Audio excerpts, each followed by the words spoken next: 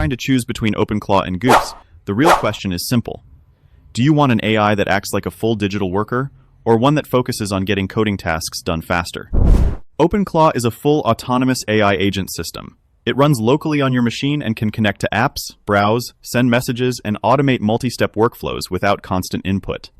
In real workflows, people use it like a digital assistant that can handle tasks across tools like email, browsers, and file systems. It's completely free and open source, so there's no subscription cost, but you still pay for API usage depending on the AI model you connect.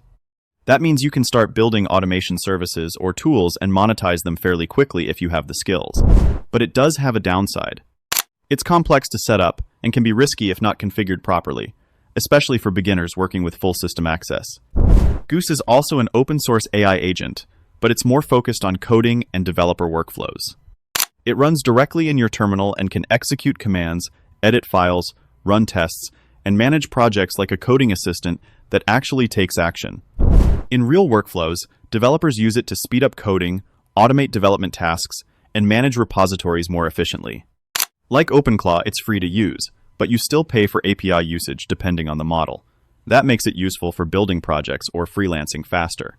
But I found some downside. It's more focused on coding, so if you want general automation across apps or business workflows, it feels limited compared to Openclaw. So in real practice, Openclaw is best if you want a general-purpose AI agent that can automate almost anything across your system. Goose is better if your main focus is coding, development, and working inside your terminal. They do compete, but not directly.